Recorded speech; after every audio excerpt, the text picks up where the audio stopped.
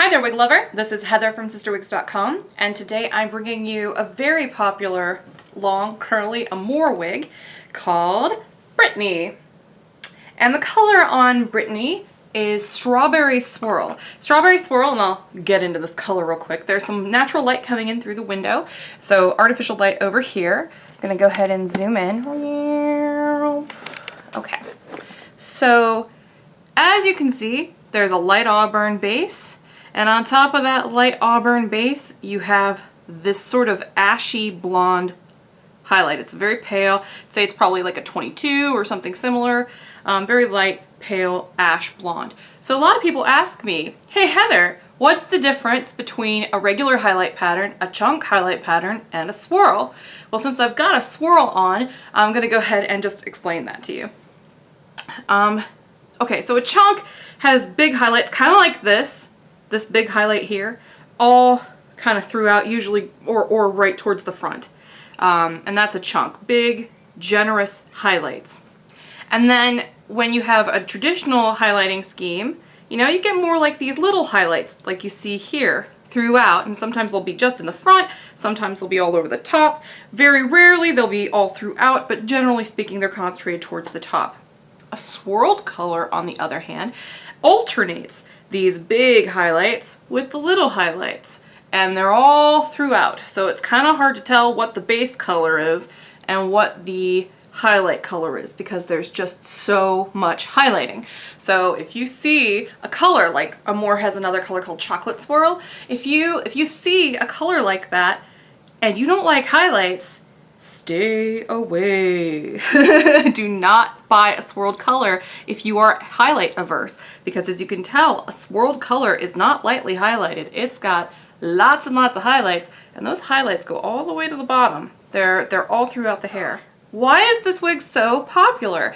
Well, part of it is it's got a double monofilament top, which is super natural looking. It's just very, very natural. And the good thing about a double monofilament top, there are actually two really good qualities to a double monotop. A double monotop is smooth to the touch, so it's not itchy up against your scalp. Also, you don't have to wear a wig cap with it because you don't have to obscure your natural hair. The double monofilament, as you can plainly see, will do that for you, and it gives you that appearance of, let me zoom right in since this is such a light color, and it gives you that appearance of a natural looking scalp. Now this wig does not have a lace front, but it's got generous layering at the front, so you really don't need it on this particular wig. It is feathered, has lots of this kind of swooping, sweeping layering throughout, and it's got a beautiful curl pattern. I think I'm just gonna kind of run my fingers through it. I literally just put this on my head. I have not combed it, I have not styled it, I haven't done anything to it. So as you can see, it's pretty gorge right out of the box. Just a little bit of finger combing to loosen up these curls is really all you need with Brittany. And you don't even have to be rough with it, just really light finger combing is really all you need. Just so it doesn't look like fake little doll curls. But the curls do alternate pretty nicely. So even if you don't fuss with it too much, it won't look fake. As you could tell, that's a pretty nice and relaxed alternating curl pattern. Very, very pretty. I have not tried to readjust the part. The part just wanted to go here. So I'm under the impression that with like a lot of wigs, if you want to adjust the part on Brittany, you're gonna need to train this wig because otherwise it's just gonna wanna revert back to this particular pattern. So very, very pretty. Let me go ahead and turn to the side. Now there is a tiny, tiny, tiny bump of permatease in this wig, and very, very slight shedding. It's got a ton of hair though, so that's not a big deal, honestly. So as you can see, you can tell that it has permatease, even without me saying so, because you don't get this little bump in the back, you don't get that without permatease. Permatease can be your friend sometimes, I promise. Even people who are permatease averse, sometimes just a little teeny bit of permatease can do wonders for a wig. And in this case, as you can tell, it gives it that little bit of that sexy volume. So there's that. Okay. And then here is the back. Hopefully that's all getting in there. It's pretty long in the back. moves very nicely. And as you can see when I turned around, that highlight is all throughout. Oh, this is such a cute wig. But then again, I tend to really like these long curly wigs if you check out my reviews of, you know, Adriana and Brianna and lots of names ending with Anna. But that's what this one looks like on. So now I'm going to go ahead and take this off. Here is the underside of Brittany. The one big fault in this wig, at least as far as I can tell, is that it's tight.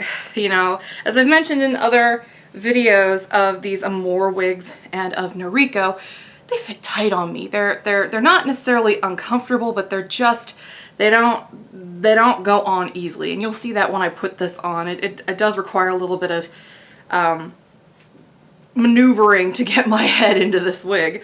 The back is open, it's fairly stretchy, and you can see when I show you the back how those highlights are distributed.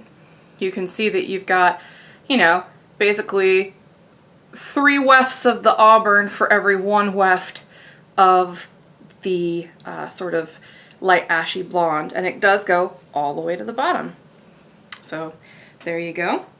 And here's where that permatease lives. It's like right at the very tippy top, super thin sliver, so thin. And in fact, I'm going to look at it on the other side to see if I can even detect it. Oh, please.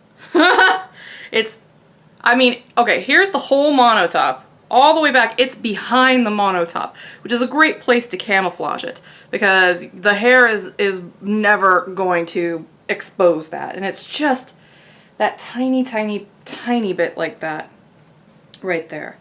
Here's what this looks like up close from the back. All these very pretty little curls. As you can see, it's got a tiny bit of shedding going on, but like I said, it's not a huge deal, especially when you're given this much hair. It is a lot of hair. On me, I think it looks very appropriate. But you know, and I'm not saying this to be derogatory towards myself, it's just stating the facts. I'm a slightly bigger girl, I got a big build, I'm a Valkyrie. And so, you know, because of that, like, this volume of hair looks pretty good on me. But if you are of a slighter build, which let's face it, most of the population is, if you are, this might be a little bit too much hair for you. But that's all right. As I've mentioned before in other videos, it's always better to have too much hair and have to thin it out than to have not enough hair and have to add more, because adding more can be very difficult because sometimes the manufacturer doesn't even sell the individual tracks, and so trying to match up the color can be brutal. And then trying to match up the texture, forget about it. Most of it comes in straight hair, so you're much better off with too full. And most wigs, by the way, will have more hair than you need. A lot of people don't seem to realize this. Your average wig is going to have anywhere from 125 to 250% more hair than what the average human is capable of growing. And they give you the extra hair specifically so you can have it thin to fit your face. Because it is, like I said earlier, much easier to take a little bit of extra hair off without damaging the integrity or the style of the wig than it is to try to add more hair. It's really hard to add more hair. So I'm gonna go ahead and put this back on so you can see just what I meant by this is tricky for me, just because it is small on me. So here we go. Oh, it stretched out a little bit. That's promising. So that wasn't quite as bad as it was when I first put it on. I should have gotten that on camera. Sorry about that. When I first put it on, it was really rough to get it on. It took about four attempts actually, because I just didn't want to stretch it like that. But I guess just being on my head, it has relaxed a little bit. So that's a promising sign for big-headed sisters that these Amore wigs will relax a little bit, especially in the back where all those open wefts are. So this is the beautiful Brittany wig, very popular wig by Amore in the color Strawberry Swirl, which is a beautiful light auburn with light ash blonde highlights. Thanks for watching, and I hope you have a great afternoon. Bye-bye.